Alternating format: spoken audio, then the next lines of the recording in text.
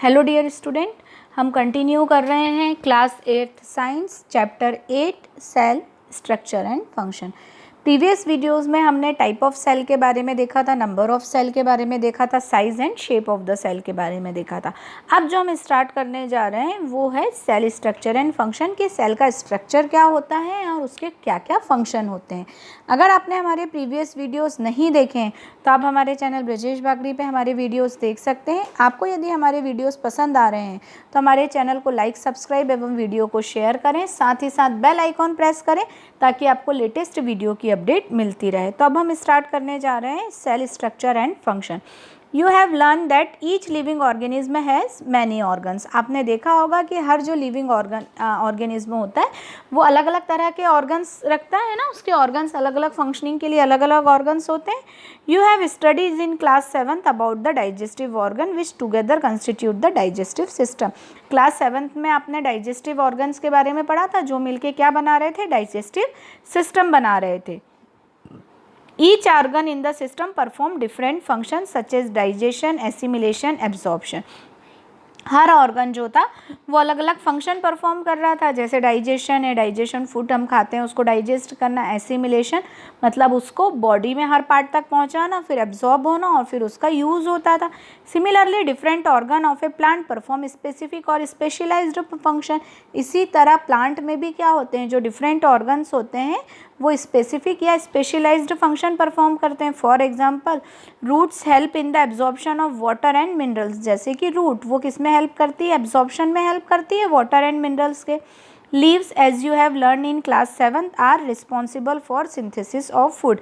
जैसे हमने लीव्स के बारे में पढ़ा था क्लास 7th में, तो वो किसके लिए रिस्पॉन्सिबल होती है, सिंथेसिस ऑफ फूड के लिए रिस्पॉन्सिबल होती है। लीव्स से क्या होता है, फूड सिंथेसिस होता है। Each organ is further made up of smaller parts called tissue.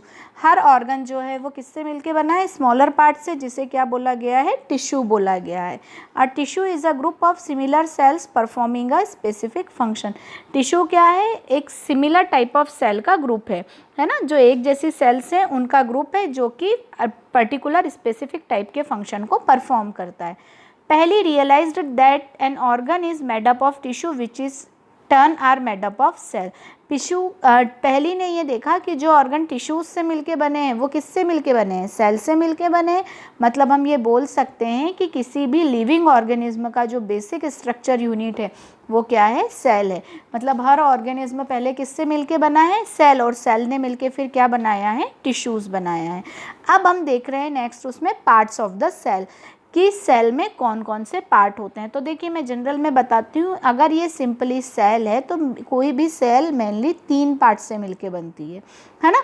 और भी हम देखेंगे, बट जो बेसिक पार्ट्स होते हैं वो 3 होते हैं। The outer membrane is known as the plasma membrane.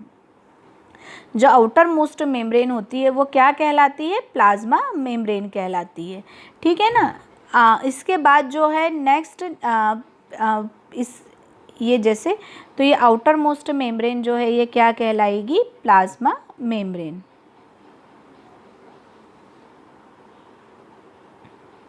Centre वाला पार्ट जो होता है वो कहलाता है न्यूक्लियस। इसमें जो सेंटर पार्ट है वो क्या होगा, न्यूक्लियस, ठीक है। और इस दोनों के बीच में, मतलब न्यूक्लियस और प्लाज्मा मेम्ब्रेन के बीच में एक fluid like structure, jelly like substance भरा होता है और हम उससे बोलते हैं साइटोप्लाज्म। क्या कहलाएगा वो, साइटोप्लाज्म।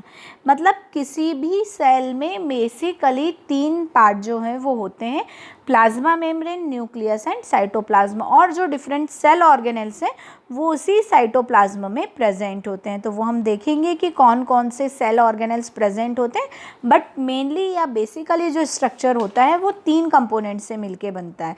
तो the basic components of cell are cell membrane या प्लाज्मा मेम्ब्रेन, मैंने जो बताया, then cytoplasm and nucleus. 3 basic components हैं किसी भी सेल के फॉर्मेशन के लिए, है ना, cell membrane, plasma membrane and cytoplasm. तो ये जो है कोई भी सेल मेनली 3 बेसिक कंपोनेंट से मिलकर जो है ये बनी हुई रहती है। ये देखिए ये 8.7 में हमने ये फिगर में देखा, तो ये साइटोप्लाज्म है, बीच में ये वैक्यूल है काफ़ी बड़ा, आप इतना उस पर नहीं, ये न्यूक्लियस दिख रहा है, आउटर मेम्ब्रेन सेल मेम्ब्रेन या प्लाज्मा मेम्ब्रेन है, और ये जो है वो येलो येलो जो पार्ट अंदर दिख रहा है वो साइटोप्लाज्म है, ठीक है ना। तो इस तरह से ये जो है ये मेनली 3 पार्ट से मिलके कोई भी सेल का फॉर्मेशन होता है, ठीक। अब इसके बाद हम देखें, the cytoplasm and nucleus are enclosed within the cell membrane. जो साइटोप्लाज्म एंड न्यूक्लियस होता है वो किससे कवर रहता है, सेल मेम्ब्रेन से, है ना। मतलब सेल मेम्ब्रेन जो है वो कवरिंग मेम्ब्रेन हो गई। Also called the plasma membrane, इसे प्लाज्मा मेम्ब्रेन भी बोला जाता है, सेल मेम्ब्रेन को हम प्लाज्मा मेम्ब्रेन भी बोलते हैं। The membrane separate cell from one another and also the cell from the surrounding medium. ये सेल को क्या करती है, अपने आसपास के मीडियम से सेपरेट करती है ना। और ये जो है मतलब कि दूसरी सेल से भी सेपरेट करती है और सराउंडिंग मीडियम से भी सेपरेट करती है। The plasma membrane is porous and allows the movement of substance और material both inward and outward. Plasma membrane कैसी होती है, पोरस। पोरस मतलब आपने पानी छानने वाला कपड़ा देखा है, उसमें छोटे छोटे छेद होते हैं कि नहीं होते हैं होल, इसी तरह प्लाज्मा मेम्ब्रेन भी पोरस होती है और ये मटेरियल को अंदर और बाहर की तरफ मूवमेंट करने देती है ना। प्लाज्मा मेम्ब्रेन के थ्रू सेल के अंदर की तरफ भी सब्सटेंस आ सकते हैं और बाहर की तरफ भी। पर कैसे सब्सटेंस आएंगे, वो सब्सटेंस जिनका साइज इस प्लाज्मा मेम्ब्रेन में प्रेजेंट पोर से छोटा हो, ठीक है ना। अब आपने देखा होगा पानी छानने वाले कपड़े में से वही सब्सटेंस या मटेरियल निकल पाता है जिनका साइज उससे छोटा है। बड़ा यदि कचरा वगैरह है तो वो उसमें रुक जाता है, ठीक प्लाज्मा मेम्ब्रेन में भी जो बड़े मॉलिक्यूल्स होते हैं वो नहीं आ पाते हैं और जो छोटे मॉलिक्यूल होते हैं वो निकल जाते हैं। इसीलिए प्लाज्मा मेम्ब्रेन को सेमी परमिएबल मेम्ब्रेन भी बोला जाता है। क्या बोला जाता है, सेमी परमिएबल। सेमी परमिएबल का मतलब होता है कुछ के लिए तो परमिएबल है और कुछ के लिए परमिएबल नहीं है, तो ऐसी मेम्ब्रेन क्या कहलाती है, सेमी परमिएबल मेम्ब्रेन कहलाती है। देन हम आगे देखें activity 8.3, in order to observe the basic components of the cell take an onion bulb. अब हम ऑब्जर्व करें उसके पहले आपको क्या करना है, एक ओनियन बल्ब लेना है ना। ओनियन बल्ब मतलब ओनियन लेना उसके नीचे वाला।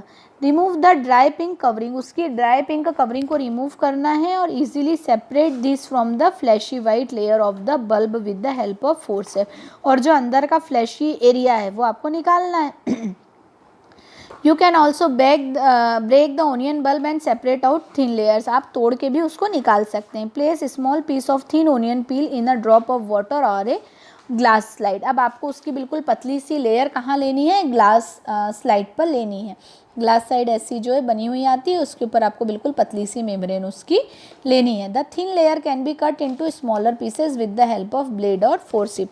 आपको क्या करनी है, थिन लेयर उसकी ब्लेड से या फोर्सिप की हेल्प से जो है वो लेना है।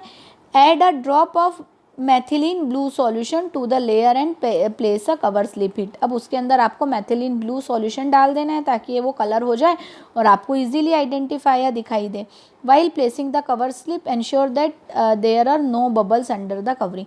जब भी कवर स्लिप जो होती है ग्लास स्लाइड के ऊपर एक छोटी सी कांच की पट्टी लगाते हैं ऐसे, तो जब भी उसको लगाते हैं तो ये ध्यान रखा जाता है कि अंदर बबल्स नहीं हो, है ना। अगर बबल्स रहेंगे तो विजिबिलिटी नहीं हो पाती है, हमको दिखाई नहीं देता है। फिर observe the slide under the microscope. अब आपको देखना है और फिर बनाना है कि कैसे दिखाई देगा। तो देखो the boundary of onion cell जो है वो सेल मेम्ब्रेन है। ये जो बाउंड्री दिखाई दे रही है ये क्या है, सेल मेम्ब्रेन है ना। ये बाउंड्री ये जो दिख रही है डार्क कलर की वो सेल मेम्ब्रेन है। इसके अंदर जो है वो क्या है, न्यूक्लियस दिखाई दे रहे हैं और ये बचा हुआ हिस्सा जो है येलो येलो लाइट, ये क्या दिखाई है, साइटोप्लाज्म है। तो बाउंड्री जो है वो क्या है, ओनियन सेल की सेल मेम्ब्रेन दूसरी में से कवर है, ठीक है। अब इसके बाद द सेंट्रल डेंस जो है वो क्या कहलाएगा, न्यूक्लियस। और जेली लाइक जो सब्सटेंस प्रेजेंट है सेल मेम्ब्रेन के अंदर वो क्या कहलाएंगे, साइटोप्लाज्म। अब उसके बाद हम सेल वॉल के बारे में पढ़ेंगे कि सेल वॉल कहाँ प्रेजेंट होती है, कहाँ नहीं प्रेजेंट होती है और उसके एडिशनल फंक्शन क्या होते हैं, है ना। आप इतना पढ़िए, एक बार NCERT बुक जरूर रीड करिएगा। यदि उसमें कोई भी प्रॉब्लम है तो आप मुझे मैसेज करके कमेंट करके पूछ सकते हैं। Keep study, keep watching. Thank you so much.